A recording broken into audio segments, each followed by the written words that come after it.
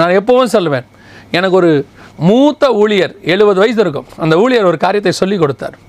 என்ன சொல்லிக் கொடுத்தாருன்னா, ஒரு குற்றத்தை உண்மையில் சுமத்துகிறார்களா, அந்த குற்றத்தை சுமத்தும் போது நீ அமைதியாயிரு.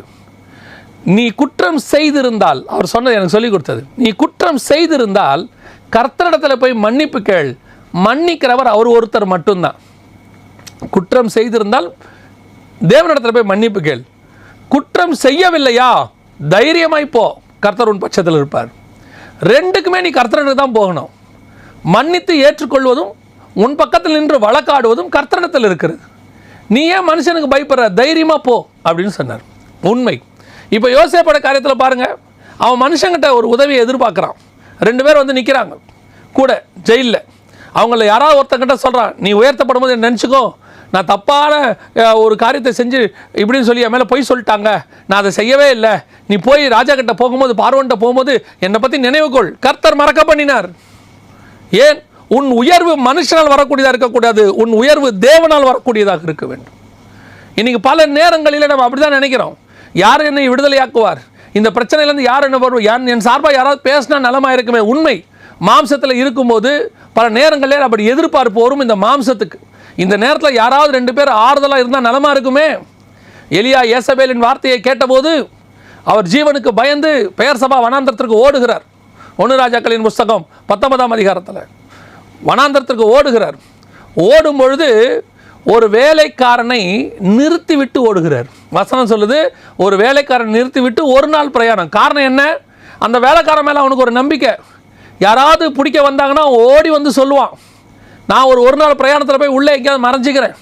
அப்போ யாராவது வந்தாங்கன்னா உடனே அந்த வேலைக்காரன் வருவான். வேலைக்காரன் மேலே நம்பிக்கை. ஆனால் அந்த வேலைக்காரனுடைய நம்பிக்கை எவ்வளோ நாள் நடக்க முடிச்சு தெரியுமா?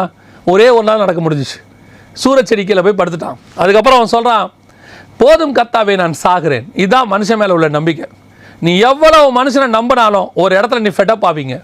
ஒரு இடத்துல இதுக்கு மேலே எதுவும் செய்ய முடியாத நம்பிக்கை வருவீங்க. ஆனால் அதே இடத்துல ஒரு அப்பத்தையும் தழலில் சுடப்பட்ட அடையையும் தண்ணீரையும் ஆண்டவர் தூதனுக்கிட்ட கொடுத்து அனுப்புகிறார். அதை சாப்பிட்ட உடனே வசனம் சொல்லுது, அந்த தழலில் சுடப்பட்ட அடையின் பலத்தினாலே எலியா இரவும் பகலும் 40 நாள் நடந்து தேவ பர்வதம் மட்டும் வந்து சேர்ந்தான். மனுஷ பலன் 1 நாள், தேவ பலன் 40 நாள். முடிவு பரியந்தம் உனக்கு தேவ பலன் தான் முக்கியம். இன்றைக்கி பல நேரத்தில் நம்ம மனுஷனுடைய உதவி எதிர்பார்க்குறோம். இவர் இருந்தால் நல்லா இருக்குமே. உண்மை. ஏன்னா அந்த மாம்சத்துக்கு யாராவது 4 வார்த்தை பேசினா கொஞ்சம் ஆறுதலாக இருக்கிறது உண்மை, கொஞ்சம் கேட்கறதுக்கு நல்லா இருக்கும். ஆனால் இது உங்களுக்கு உதவி செய்யாது நெடுங்காலத்திற்கு. அந்த நேரத்துக்கு டெம்பரவரியாக தான் அது செய்யும். இப்போ நீங்கள் சில நேரத்தில் பார்த்தீங்கன்னா துக்கம் நீங்கிறதுக்கு சிலர் வந்து குடிப்பாங்க. அந்த குடிக்கிற நேரம் வரைக்கும் தான் அவங்களுக்கு துக்கம் போன மாதிரி இருக்கும். முடிஞ்ச உடனே துக்கம் அதிகம் வந்துடும். சிலர் வந்து வேறு ஏதாவது ஒரு பாவம் செய்வாங்க. அதை செஞ்ச உடனே அவங்களுக்கு கொஞ்சம் நேரத்துக்கு ரிலீஃப் இருக்கும். நான் இல்லைன்னு சொல்லவே மாட்டேன். அதுக்கப்புறம் திருப்பி அந்த பாரம் வந்துடும். ஆனால் இயேசுகிட்ட வந்த பிறகு தான் அந்த பாவம் முழுசாக போகும், அந்த பாரம் முழுசாக போகும். அதை தான் நான் சொல்ல வரேன். அதே மாதிரி தான் இன்னொன்று மனுஷனுடைய ஆறுதல். மனுஷனுடைய ஆறுதல் சில டெம்பரவரி, கொஞ்ச நாள், 1 நாள் பிரயாண தூரம். யோசேப்பு அதான் எதிர்பார்க்குறாரு கூட இருக்கன்ட்ட, எப்படியாவது நீ போய் சொல்லி பார்வோன்ட்ட என்னை விடுதலையாக்கு. கர்த்தர் அவனை மறக்க பண்ணினார். நான் சொல்லுவேன், அது கர்த்தர் தான் மறக்க பண்ணார். ஏன்? உனக்கு ஆறுதல் மனுஷனிடத்தில் இல்லை, தேவனிடத்தில் இருக்கிறது. நீ போய் முழங்கால் போட்டு ஆண்டவர்கிட்ட கேட்டுப்பாரு. நீ அநியாயமாக பாதிக்கப்பட்டிருக்கலாம், ஒருவேளை நீ குற்றம் அநியாயமாக சுமத்தப்பட்டிருக்கலாம், ஒருவேளை நீ செய்யாத தப்புக்கு உன்னை தண்டித்திருக்கலாம், நீ செய்யாத காரியத்தை உண்மையில் குற்றம் சுமத்தலாம், அது ஒருவேளை டெய்லி கூட நடக்கலாம். ஆனால் கர்த்தர் சொல்கிறாரு, பயப்படாது, நீ இருக்கிற சிறைச்சாலை நிரந்தரமானதல்ல. எனக்கு அந்த 39ஆம் அதிகாரத்தை ரொம்ப பிடிக்கும் ஒரு வசனம். ஏன்னா அது பல நேரங்களில் அந்த வசனம் என்னோடு கூட பேசியிருக்கு. 39ஆம் அதிகாரத்தில் யோசேப்பை சிறைச்சாலையில் கொண்டு போய் வச்சுருவாங்க. வச்ச உடனே 20வது வசனம் 21வது வசனம், யோசேப்பின் எஜமான் அவனை பிடித்து ராஜாவின் கட்டளையால் காவலில் வைக்கப்பட்டவர்கள் இருக்கும் சிறைச்சாலையிலே அவனை ஒப்புவித்தான். அந்த சிறைச்சாலையில் அவன் இருந்தான். நல்ல கவனிங்க, இந்த வசனம் சொல்லுது 20, அந்த சிறைச்சாலையில் அவன் இருந்தான். 21வது வசனம் எப்படி ஆரம்பிக்கிறது தெரியுமா? கர்த்தரோ யோசேப்போடு கூட இருந்து அவன் மேல் கிருபை வைத்து. யோசேப்பு எங்கே இருக்கிறான்? ஜெயிலில் இருக்கிறான். கர்த்தர் எங்கே இருக்கிறாரு? யோசேப்பு கூட இருக்கிறாரு. அப்போ கர்த்தர் இப்போ எந்த இடத்துல இருக்கிறாரு? அவர் எங்கே இருக்கிறாரு? ஜெயிலில் இருக்கிறார். அதான் ரொம்ப முக்கியம். நீ ஜெயிலில் இருக்கிற, தனியாக இருக்கிற நினச்சிக்கிட்டு இருக்கிற, நீ தனிமையில் இருக்கிற நினைக்கிற, என்னை கொண்டு போய் இப்படி அடைச்சிட்டாங்கன்னு நினைக்கிற, என்னை தனிமைப்படுத்திட்டாங்கன்னு நினைக்கிறீங்க, என்னை கொண்டு போய் இப்படி பண்ணி விட்டுட்டாங்க, என் கூட யாருமே இல்லை, நான் சொல்கிறத நம்புறதுக்கு யாரும் இல்லை, நான் காரணமில்லாமல் குற்றம் சாட்டப்பட்டிருக்கிறேன், நீ என்ன வேணாலும் சொல்லு. உன்னை வச்ச இடத்துல உன் கூட இருக்கிற இன்னொருத்தர் ஆண்டவராகிய இயேசு கிறிஸ்து உன் கூடவே இருக்கிறார். அவர் உன் கூட அந்த இடத்துல இருக்கிறார். எதுக்கு தெரியுமா? நான் எனக்கு அந்த சீனை சொல்லி கொடுத்தார் ஆண்டவர். ஒரு பெரிய முதலமைச்சர் தன்னுடைய நண்பரை பார்க்க வந்தார். அந்த நண்பர் எங்கே இருக்கிறாருன்னு கேட்டிங்கன்னா, ஒரு அடுக்குமாடி குடியிருப்பு, ரொம்ப எல்ஐஜின்னு சொல்லுவாங்க, லோ இன்கம் அப்படின்னு சொல்லுவாங்க, அந்த மாதிரி ரொம்ப ஒரு ஏழ்மையான நிலைமையில் இருக்கிறார். அவரை பார்க்க திடீர்னு முதலமைச்சர் வரேன்னு சொன்ன உடனே என்ன ஆச்சுன்னு கேட்டிங்கன்னா, அந்த ஏரியாவே 24 ஹவர்ஸில் மாறிச்சு. ரோடு வீடெல்லாம் போட்டு, சைடெல்லாம் க்ளீன் பண்ணி, குப்பையெல்லாம் அள்ளி, அந்த இதுக்கெல்லாம் பெயிண்டிங் பண்ணி, அந்த முதலமைச்சர் வரும்போது பார்த்தீங்கன்னு சொன்னால் அந்த வீடு பக்காவாக இருக்குது. இப்போ யோசேப்பு ஜெயிலில் இருக்கிறாரு, கூட யார் இருக்கிறா? கர்த்தர் இருக்கிறார். கர்த்தர் இருந்தால் ஜெயில் எப்படி இருக்கும் யோசிச்சு பாருங்க. ஒரு முதலமைச்சரே ஜெயிலுக்கு வந்தால் ஜெயிலை எப்படி க்ளீன் பண்ணி வச்சுருப்பாங்க. கர்த்தர் வராருன்னா யோசேப்பு கூட எப்படி இருக்கும்? பரலோகத்தினுடைய சமாதானம், பரலோகத்தினுடைய சந்தோஷம், பரலோகத்தினுடைய நிம்மதி எல்லாம் யார் கூட வரும்? தேவனோட வரும். தேவன் உன் கூட இருந்தார்னா அது எல்லாம் உன் கூடயும் இருக்கும். நீ இருக்கிறதான் ஜெயில், நீ இருக்கிறதான் தனிமை. இன்னைக்கு கர்த்தர் சொல்கிறாரு, அவர் பரலோகத்தில் இருக்கிற மாதிரி உன்னை வைக்கிறதுக்கு வல்லமையுள்ளவராக இருக்கிறார். இந்த பூமியில் இருக்கிற காலத்தில் அந்த அளவுக்கு கர்த்தர் ஆசீர்வதிக்க வல்லமையுள்ளவராக இருக்கிறார். நீ மனுஷனை எதிர்பார்க்காது. மனுஷ தயவு தேவை இல்லைன்னே சொல்லலை, ஆனால் அது ரொம்ப நாள் வராது. தேவனுடைய துணை தான் கடைசி வரைக்கும் வரும்.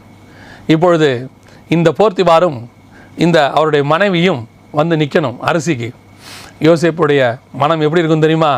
வந்தீங்களா, கடைசியில் என் கையில் வாங்கி சாப்பிட்ற மாதிரி உன்னை வச்சுட்டா இருப்பார் அப்படின்னு ஒரு வார்த்தை அவன் சொல்லலை பாருங்கள். அந்த மாதிரி ஒரு எண்ணமே அவனுக்கு வரல பாருங்கள். ரொம்ப முக்கியங்க.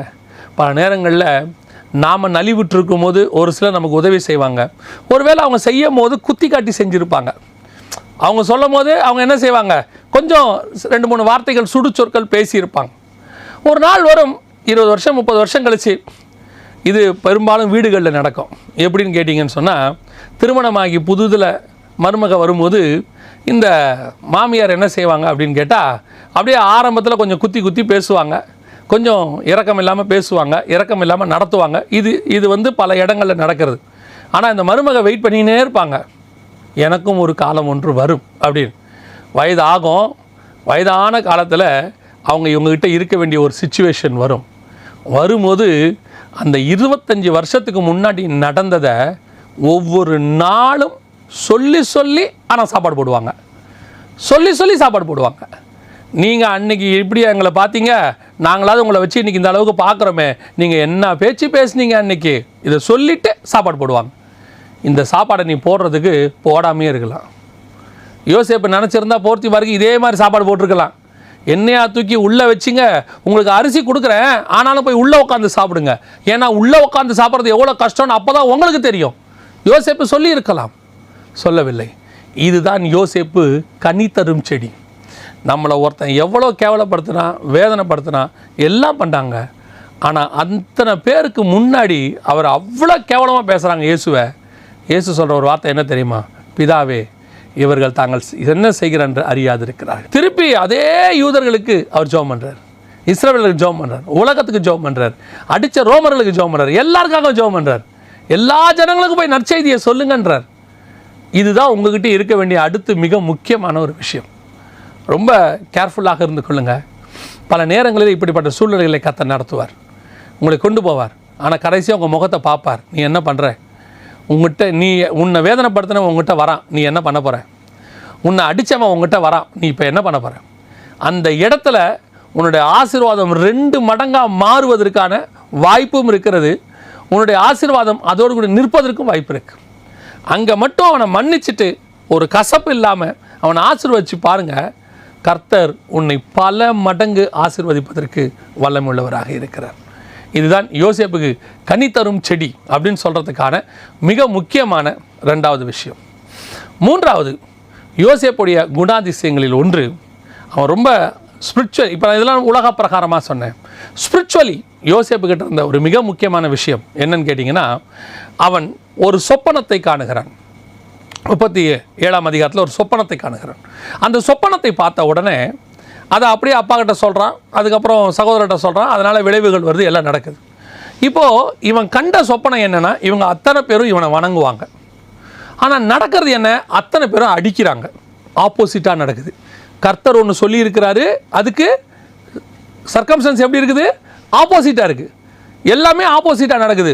இவனை குழியில் போடுறாங்க, திருப்பி எடுக்கிறாங்க, விற்று போடுறாங்க. போர்த்திபார் வீட்டுக்கு போகிறோம், அங்கேருந்து தூக்கி ஜெயிலில், அங்கேயும் உண்மையாக தான் இருக்கிறான், ஒழுங்காக இருக்கிறான். தூக்கி ஜெயிலில் வைக்கிறாங்க, ஜெயிலில் காரணம் இல்லாமே இருக்கிறான். ஜெயிலில் 2 பேருக்கு நல்லது செய்கிறான், அதில் ஒருத்தன் இவன் நல்லதை மறந்து போகிறான், எல்லாம் ஓகே. ஆனால் இவைகளுக்கு மத்தியில் யோசேப்பு கிட்ட ஒரு முறுமுறுப்பு கூட கிடையாது. தேவன் மேலே ஒரு முறுமுறுப்பு கிடையாது. யோபு கூட அவர் உத்தமனும் நீதிமானும் சன்மார்க்கனுமாக இருந்தார், அது எந்த மாற்று கருத்தும் இல்லை. ஆனால் கர்த்தரிடத்தில் அநேக கேள்விகளை கேட்பார். கடைசி 4 அதிகாரத்தில் கர்த்தர் திருப்பி அவரை பார்த்து கேள்வி கேட்பார். ஒரு கேள்விக்கு யோபுவால் பதில் சொல்ல முடியாது. ஆனால் யோசேப்பு கர்த்தரை பார்த்து ஒரு கேள்வியும் கேட்கலை. அவன் வேதனைப்படலை. அவன் அடித்து அடி வாங்கியிருக்கிறான், குழியில் போட்டிருக்கிறாங்க, அடிமையாக விற்றுருக்கிறாங்க, அடுத்து அவனை தூக்கி ஜெயிலில் போட்டிருக்கிறாங்க செய்யாத குற்றத்துக்கு. எதுக்கும் ஒரு கேள்வி கேள்வி. காரணம் என்ன? ஒன்று மட்டும் நான் சொல்லிட்டு ஜோமணி முடிக்க விரும்புகிறேன். என்ன தெரியுமா? ஆண்டவர் உனக்கு ஒரு வாக்குத்தத்தம் பண்ணி இருந்தால் அந்த வாக்குத்தத்தம் நிறைவேறுகிற வரைக்கும் என்ன நடந்தாலும் கவலைப்படாதீங்க. ஆப்போசிட்டாக நடக்கும், இல்லாமல் போகும். அவர் உன்னை உயர்த்துவேன்வாரு, நீ தாழ்மையில் போய்கிட்டு இருப்ப. கர்த்தர் உன்னை கொண்டு போய் மேலே உட்கார வைப்பான் பாரு, நீ கீழே போய்கிட்டு இருப்பீங்க. ஆண்டவர் சொல்லுவார், அநேகர் உன்னிடத்தில் சேவிப்பார்கள்னு அத்தனை பேர் உன்னை திட்டிக்கிட்டு இருப்பான். கர்த்தர் சொல்வார், உன்னை பலுகி பெருக பண்ணுவேன்னு உங்ககிட்ட ஒத்த பைசா கையில் இருக்காது. கர்த்தர் சொல்கிறதுக்கு ஆப்போசிட்டாக இருக்கும். எல்லாமே ஆப்போசிட்டாக இருக்கும். சிச்சுவேஷன்ஸ் ஆப்போசிட்டாக இருக்கும், வீடு ஆப்போசிட்டாக இருக்கும், எல்லாம் ஆப்போசிட்டாக இருக்கும். ஆனால் அவைகளுக்கு மத்தியில் நீ பார்க்க வேண்டியது உன் சிச்சுவேஷன்ஸை கிடையாது, கர்த்தர் கொடுத்த வார்த்தையை மட்டும். அந்த வார்த்தையை மட்டும் பிடிங்க, அதை பிடிச்சிக்கிட்டே ஓடுங்க. இந்த சிச்சுவேஷன்ஸ் எல்லாம் மாறும், கர்த்தருடைய வார்த்தை ஒரு நாளும் மாறாது. அதை அப்படியே உங்களை நிறைவேற்றி கொண்டு வந்து மேலே உட்கார வச்சிடும். அந்த வார்த்தை அவ்வளவு பவர் வாய்ந்தது. எத்தனையோ சூழ்நிலைகளில் கர்த்தருடைய வார்த்தை மட்டும்தான் நிலை நிற்கிறது. நிறைய பேரை நான் பார்த்துருக்கிறேன். ஆண்டவர் சொல்லுவார், நீ வா, உன்னை பெரிய ஜாதியாக்குவேன். யாருக்கு? ஆபிரகாம். கடைசி வரைக்கும் 100 வயசு வரைக்கும் குழந்தை பிறக்கல. கூப்பிடும் போது 75 வயசு, 25 வருஷம் குழந்தையே கிடையாது. ஆனால் ஆண்டவர் சொன்னது என்ன? நான் உன்னை ஆசீர்வதித்து உன் பேரை பெருமைப்படுத்துவேன், நீ பல ஜாதிகளுக்கு. இல்லையே, ஒன்று கூட இல்லையே. ஆப்போசிட். யோசேப்பு ஈசாக்கு கிட்ட சொல்கிறார், இந்த தேசத்தில் இரு, நான் உன்னை ஆசீர்வதிப்பேன். ஆனால் இருக்கிற துறவையும் தூர்த்து போடுறான், இருக்கிற கிணறையும் மூடி போடுறானுங்க. ஒரு துறவை தோன்னா உடனே மூடி போட்டுறான். ஆண்டவர் சொல்கிறார் யாக்கோபு கிட்ட, நான் உன்னை ஆசீர்வதிச்சு உன்னை இங்கே கூட்டிகிட்டு வருவேன். அங்கே போனால் இருக்கிறதெல்லாம் லாபான் ஏமாற்றிக்கிட்டு இருக்கிறான். ஆப்போசிட்டாக நடக்குது. எல்லாமே ஆப்போசிட்டாக நடக்கும். ஆனால் முடிவு கர்த்தர் சொன்னதாக தான் இருக்கும். அதில் எந்த மாற்றமும் இருக்காது. அந்த முடிவு வர வரைக்கும் நீ வெயிட் பண்ணணும். அதுதான் யோசேப்பு. ஜெயிலில் போட்டாச்சுங்க, எந்த நேரத்தில் வேணால் தூக்கில் போடுவாங்க. தூக்கு கயிறு கழுத்தில் மாட்டினாலும் சரி, தூக்கு கயிறு அருமை ஒழிய கர்த்தருடைய வார்த்தை மாறாது. இதான் முடிஞ்சிருச்சும்பாங்க. எனக்கு ஒரு ஆண்டவர் ஒரு காரியம் சொல்லியிருக்கிறார், அதை சொல்லிட்டு நான் ஜெபம் பண்ணுறேன். கர்த்தர் இடத்துல எண்டே கிடையாது, பெண்டு தான் இருக்குது. எண்டு மாதிரி போயிட்டே இருப்போம், கடைசியில் பார்த்தா அங்கே ஒரு பெண்டு இருக்கும், அப்படியே வளைச்சி ஆண்டவர் கூட்டிகிட்டு போயிருப்பார். நம்ம பார்வைக்கு அது எண்டு மாதிரி தெரியும். உங்களுக்கு நான் அதை தான் சொல்ல விரும்புகிறேன். there is no end. கர்த்தர் கரத்தில் அவர் வார்த்தை நிறைவேறும் அளவும் அவர் உன்னை விட்டு விலகுவதும் இல்லை, உன்னை கைவிடுவதும் இல்லை. நம்ம ஜெபம் பண்ணுவோமா? சர்வ வல்லமையுள்ள எங்கள் தகப்பனே, அருமையான நேரத்திற்காக உமக்கு ஸ்தோத்திரம். எல்லா சூழ்நிலைகளிலும், உபத்திரவத்திலும், வேதனையிலும், இல்லாமையிலும், குறைவுகளிலும், எங்களுக்கு எதிராக நடக்கிற காரியங்களிலும் நாங்கள் கனித்தருகிற ஒரு செடியாய் மாற கர்த்தர் கிருபை பாராட்டும். ஆண்டவரே, எங்களுக்கு நீர் சொன்னதுக்கு விரோதமாக எதிராக எல்லா காரியங்களும் நடக்கலாம் ஆண்டவரே, ஆனால் முடிவு நீங்கள் சொன்னது மட்டும்தான் நடக்கும். நீர் அப்படி செய்ய போகிற தயவுக்காக உமக்கு ஸ்தோத்திரம். ஆசீர்வதியும், வழி நடத்தும். இயேசுவின் நாமத்தில் பிதாவே, ஆமென்.